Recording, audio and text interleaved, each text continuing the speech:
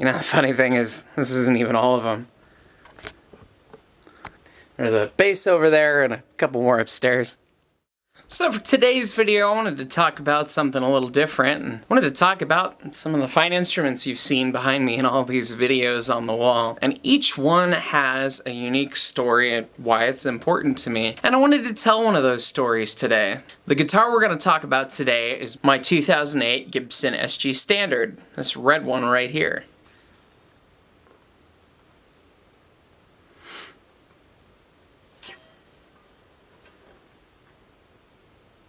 So this guitar is incredibly special to me. It's actually the only guitar that I own that I've given a name to. And it's kind of a cheeky, silly name, but it's important nonetheless. So I wanted to tell you guys about the story of how I got this guitar and why it's important to me. And in order to do that, we kind of actually have to talk about how I got my start and playing guitar in general. So when I was about 13 or 14, my dad and I were going to Best Buy to pick up a printer, and our local Best Buy at the time was doing like a pilot program for a Guitar Center style section, you know, amongst everything else that they sell. And so we picked out a printer and decided to go look over at the music section and see what was up. At the time, I'd been playing drums for about 4 years or so, and so I was a little bit into the rock and roll stuff. Guitar was a bit of a strange beast to me, and my dad points out an Epiphone Les Paul, and he points out a Squier Stratocaster, and he says, "Hey, what's the difference between these two?" And being the drummer that I was like, well, the one of them's got the 2 pickup, and the other one's got the 1 pickup, and that was about all I knew. And he was like, well, what does that mean? And I was like, well, this one's kind of Jimmy Page, and this one's kind of Jimi Hendrix. And he goes, I like that one. And he grabs the Epiphone Les Paul, and we ended up buying it, and it's like, we just bought it. Dad just bought a guitar? What's going on? And so he was gonna have an operation coming up that it was gonna have a longer recovery time. Dad's always been a huge fan of rock and roll, and so it seemed that picking up the guitar would be the right move for an activity that you could do while he was recovering from the operation. Long story short, Dad's played the guitar maybe once or twice, and I've played it several thousand times. We got that guitar early spring, March, April, something like that. I wish I knew the date. Over that summer, I did nothing but play guitar. I was obsessed. I was learning new riffs. I was trying to figure out how to solo. I was trying to figure out how to just change chords, just everything. And over the summer, I did pretty much nothing but listen to AC/DC. So when I was younger, my dad said something offhandedly that I always just kind of held on to, and that was that AC/DC's music was really easy to play. I think he's wrong, but his statement informed how I learned to play the guitar. And that was that I listened to a bunch of AC/DC and started to learn their riffs and try to learn Angus's guitar solos. So you can start to see why this is a thing that makes sense, right? Before this, I really only knew the TNT album, so it was kind of an adventure for me to get into their music. And at the end of the summer, they had a gig scheduled, like the weekend my dad was supposed to get the operation. We weren't going to get to go see him because Dad would be recovering, and it just wasn't going to work out. My birthday was also at the end of the summer, and my dad surprised me with tickets to the concert because his operation got postponed for XYZ reason. So we got to go see AC/DC at that show right at the peak of me learning all their songs, being really excited by their music, and that's how I became a lifelong fan. The day before, in anticipation and excitement, I went out and I bought a Epiphone SG because I wanted to have the red SG with the big pick guard like Angus had. And I played the hell out of that thing.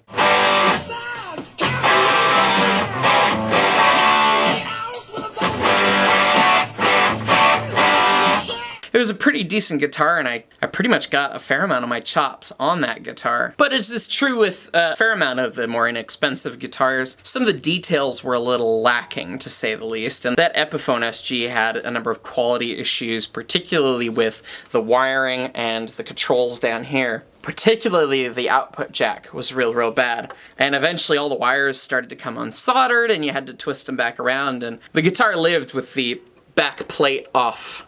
so that I could mess with it at any given moment. And around that time when the guitar was having so many struggles, I went back to that Best Buy where we got that Epiphone Les Paul. And I went in and there was a Gibson SG Standard up on the wall, and I asked if I could play the Gibson, being the young kid. I'll never forget this piece. He hands me the guitar, hands me a cable, and I went, like my Epiphone never had, and I just went, oof.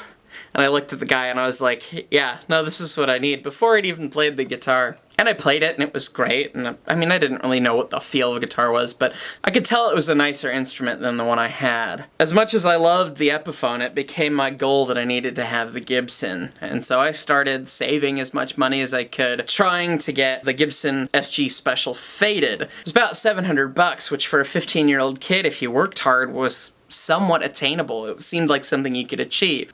And so Christmas time rolls around, and my mom knew what was up and what I was going for.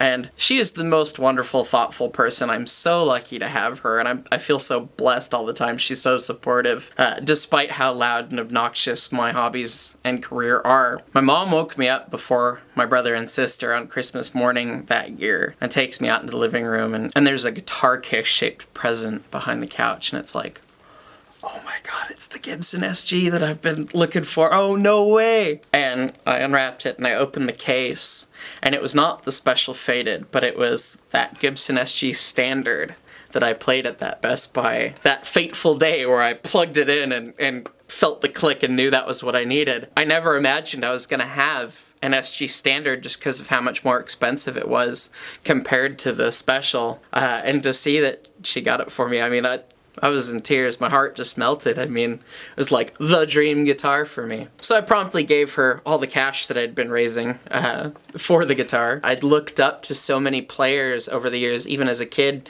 watching Jimmy Page, seeing the big trapezoid inlays. You know, the dot inlays felt weird, but the trapezoids felt at home. And finally having a guitar with that and the Gibson name on the headstock, I mean, it meant a ton to me, and having this guitar really solidified my path as a player. So I'm forever in debt to my mom to supporting that, even though it meant that she was going to have to listen to it at all hours of the day through a loud tube amp in the basement. I'll forever be thankful for my mom's support of everything that I do, and she's just a wonderful woman, so I love you, Mom.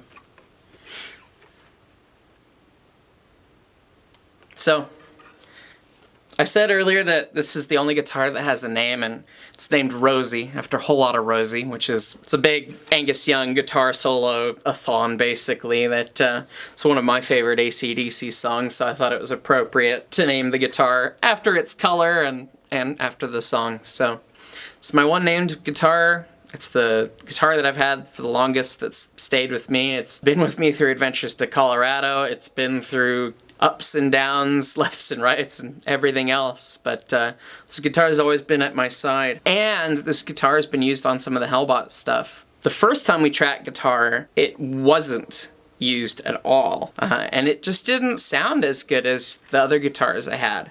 So we didn't play it at all, and that kind of bummed me out based on everything I just told you about the guitar. I ended up putting a new pickup in the bridge position. This is no longer the stock pickup, but it is now a Solo Dallas T-top replica. This thing sounds awesome. This is one of my favorite sounding guitars now, and it actually got used for the guitar solo on Hellbot's track, Beautiful. Let's play through that real quick for you.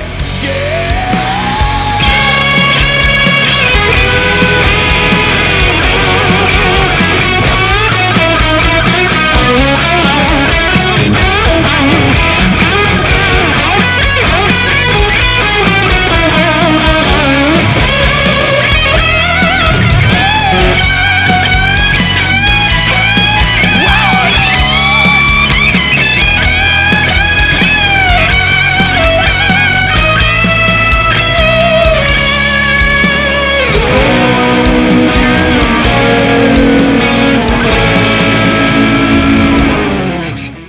You guys enjoyed that story about my Gibson SG Standard, how I got it, and why it's important to me. I hope it resonated with other musicians out there and how they're attached to their instruments. And I hope you guys enjoyed the little snippet of Beautiful we played as well. If you guys enjoyed this guitar story, let me know and we'll start to cover some more. As always, give the video a like, give the channel a subscribe, and type any comments you have down below. Thanks for watching.